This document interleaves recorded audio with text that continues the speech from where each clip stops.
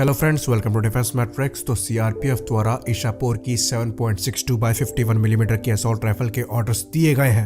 तो ये assault rifle actually Indian army को भी ऑफर करी गई थी, पर इंडियन आर्मी ने इसके ऊपर अमेरिकन 6716I को चूज किया। तो आज इस वीडियो में हम पहले तो इस असॉल्ट राइफल के बारे में बात करेंगे, फिर बात करेंगे 7.62 बाय 51 और 7.62 बाय 39 मिलीमीटर के राउंड्स में क्या डिफरेंस होता है, और 7.62 बाय 51 मिलीमीटर के राउंड्स अभी भी रिलेवेंट क्यों है जब 5.56 बाय 45 जैसे राउंड जो है वो अवेलेबल है। तो पहले तो हम इस असॉल्ट राइफल के बारे में बात कर लें। ये 7.62 बाय 51 मिलीमीटर के राउंड्स फायर करने में सक्षम है, गैस ऑपरेटेड है, मजल वेलोसिटी 800 मीटर पर सेकेंड की है, जो कि स्टैंडर्ड है 7.62 बाय 51 मिलीमीटर की बुलेट के लिए। मैगजीन कैपेसिटी की बात करें तो यहाँ पर जो मैगजीन लगती है उसमें 20 राउंड्स आते हैं। वजन की बात करें तो इसका वजन 3.8 किलोग्राम्स का है, जो कि सिमिलर है 6716 के। बंदूक की ओवरऑल लंबाई की बात करें एक्सटेंडेड बट के साथ तो ये 925 mm की है। तो ये लंबाई में थोड़ी सी छोटी है 6716 से, जिसकी लंबाई करीबन 940 mm की है। रेंज की बात करें तो यहाँ पर जो इफेक्टिव रेंज है उसे 550 मीटर बताया जाता है। जो 7.62 बाय 39 मिलीमीटर की बुलेट्स होती हैं उनकी इफेक्टिव रेंज 300 मीटर के अराउंड मानी जाती है।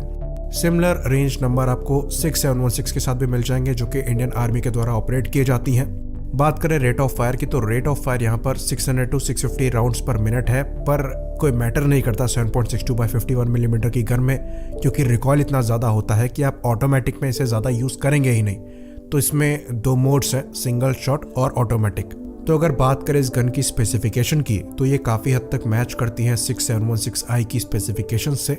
जो डिफरेंस है वो अर्गोनॉमिक्स, मेंटेनेंस वगैरह में आ जाता है कि कौन सी गन इजी टू कैरी है और इजी टू मेंटेन है।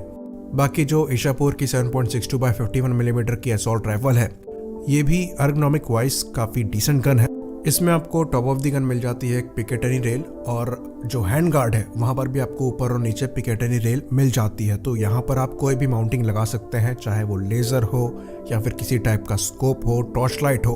तो ये काफ़ी डिसेंट गन है और प्राइस वाइज भी ये 6716 से कम ही पड़ेगी।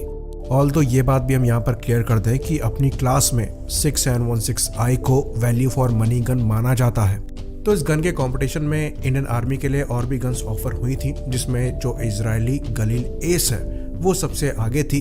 परफॉर्मेंस नंबर की बात करें तो वो मोर और लेस सिमिलर ही थे, पर जो 6716 है वो बेटर वैल्यू फॉर मनी थी। तो अब क्वेश्चन ये उठता है कि जब हमारे पास ईशापुर की 7.62 बाय 51 मिलीमीटर की असॉल्ट राइफल का ऑप्शन था, तो हमने अमेरिका से 6716I असॉल्ट राइफल क्यों खरीदी? तो ऑफिशियली कहीं पर ये नहीं लिखा है कि इंडियन आर्मी का ये रीज़न था 6716I असॉल्ट राइफल को खरीदने के लिए, और ऑफिशियली बहुत ज़्यादा इन्फॉर्मेशन भी नहीं है ईशापुर की 7.62 बाय 51 मिलीमीटर के असॉल्ट राइफल के बारे में। पर जहाँ तक हमें चीज़ें नज़र आ रही हैं उस पर बेस्ड होकर हमारा एक एनालिसिस है, जिससे आप अग्री और डिसअग्री दोनों कर सकते हैं, और ये मेन रीज़न हो भी सकता है और नहीं भी हो सकता है। ये चीज़ हम दिमाग में आगे रखते हैं और आगे बढ़ते हैं। बाकी अगर आपके पास इसका कोई काउंटर है तो कमेंट सेक्शन आपके लिए है, आप रिप्लाई कर सकते हैं। तो जब हम ईशापुर की 7.62 बाय 51 मिलीमीटर के असॉल्ट राइफल को देखते हैं तो यहाँ पर जो ऑपरेटिंग मैकेनिज्म है वो AK-47 जैसा नज़र आता है, जो कि long stroke gas operation system है। तो इस तरीके के ऑपरेशन में जो गैस पिस्टन होती है वो बोल्ट ग्रुप के साथ फिक्स होती है। तो यहाँ पर आपको बेटर इजेक्शन, चैम्बरिंग और लॉकिंग मिल जाती है, पर यहाँ पर रिकॉयल भी काफ़ी ज़्यादा होता है, क्योंकि काफ़ी ज़्यादा चीज़ें जो हैं वो मूव करती हैं बुलेट फायर होने के बाद। तो सेंटर ऑफ मास जो है वो चेंज होता रहता है। तो 7.62 बाय 51 मिलीमीटर की बुलेट जब निकलती है तो वैसे ही रिकॉयल काफ़ी ज़्यादा होता है, और फिर अगर आप लॉन्ग स्ट्रोक पिस्टन को यूज़ कर रहे हैं तो वहाँ पर ये चीज़ और बढ़ जाती है। तो अगर इस कंडीशन में आप ऑटोमेटिक फायरिंग के बारे में सोचें तो वो बहुत ही ज़्यादा डिफिकल्ट हो जाती है। वहीं पर बात करें 6716I के बारे में तो वहाँ पर जो ऑपरेटिंग मैकेनिज्म है वो डायरेक्ट इम्पिंजमेंट का है। तो यहाँ पर क्या होता है कि कोई पिस्टन को पुश नहीं करना पड़ता, जो गैस होती है वो डायरेक्टली एक्सपेंशन चैम्बर में जाती है। तो कंपेरेटिवली यहाँ पर आपको कम रिकॉयल मिलता है, जो मैकेनिज्म है वो भी ज़्यादा कॉम्प्लिकेटेड नहीं होता है। लेकिन जो डिसएडवांटेज है वो ये है क्योंकि गर्म गैस जो है वो डायरेक्टली एक्सपेंशन चैम्बर में जा रही है, तो गन की लाइफ जो है वो अफेक्ट होती है, जिसकी वजह से उसकी मेंटेनेंस वगैरह कंपेरेटिवली ज़्यादा होगी। ऑल्दो इनिशियल कॉस्ट कम होगा, जिसकी वजह से जो 6716I है उसका प्राइस कम है। तो 7.62 बाय 51 मिलीमीटर के राउंड्स के साथ रिकॉइल एक बहुत बड़ा फैक्टर है और ऑटोमेटिक अगर आप ऑप्शन चाह रहे हैं तो लॉन्ग स्ट्रोक पिस्टन के साथ ये चीज़ बहुत ज़्यादा डिफिकल्ट हो जाती है। तो डायरेक्ट इम्पिंजमेंट मैकेनिज्म के साथ आपको एक एडवांटेज ज़रूर मिलता है, पर जो नुकसान है वो गन की लाइफ के साथ होता है। तो अगर ये कहा जाता है कि जो एशापोर की 7.62 बाय 51 मिलीमीटर की असॉल्ट राइफल है उसमें रिकॉइल ज़्यादा है, तो ये बात सही है क्योंकि इसके पीछे एक प्रैक्टिकल रीज़न है। आप देख कर नहीं कह सकते कि नहीं देखने से कम ज़्यादा लगता है, यहाँ पर एक्चुअली रीज़न है उसके पीछे। तो अब यहाँ से हम आगे बढ़ेंगे और बात करेंगे 7.62 बाय 39 मिलीमीटर के राउंड्स और 7.62 बाय 51 मिलीमीटर के राउंड्स के बारे में। दोनों के फायदे नुकसान को डिस्कस करेंगे और समझने की कोशिश करेंगे कि 7.62 बाय 51 मिलीमीटर के राउंड्स जिनको जनरली आउटडेटेड माना जाता है और बाकी कंट्रियों में हंटिंग के लिए यूज़ किया जाता है, उन राउंड्स को हमारी आर्मी क्यों यूज़ कर रही है। हाँ, ये बात भी सही है कि हमारी आर्मी भी हंटिंग के लिए यूज़ करेगी, कुछ जानवरों को मारने के लिए, पर एक जानवर मारने के लिए ये राउंड क्यों सुटेबल है इसको हम समझ लेते हैं। तो एक 7.62 बाय 51 मिलीमीटर की बुलेट का जो मास होता है, ग्रेन्स में ये 147 ग्रेन का होता है, ग्राम में ये 9.5 ग्राम का होता है। तो यहाँ पर जो कार्ट्रिज का साइज होता है वो भी बड़ा होता है, तो यहाँ पर जो मजल वेलोसिटी है और मजल एनर्जी है वो भी आपको ज़्यादा मिल जाती है।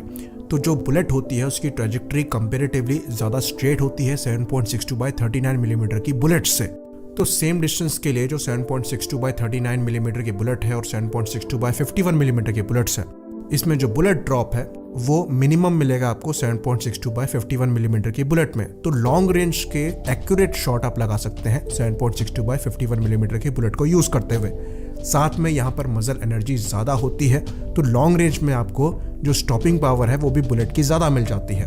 तो एक शॉट में आप टारगेट का खेल खत्म कर सकते हैं। तो पेट्रोलिंग वगैरह के लिए जहाँ पर आपको ढूंढना होता है टारगेट को और लॉन्ग डिस्टेंस से ज़्यादातर आपको शूट करना होगा, तो सिंगल शॉट में आप 7.62 बाय 51 मिलीमीटर के राउंड को यूज़ करते हुए जो जंगली जानवर सरहद पार कर रहे होंगे उनको मार सकते हैं।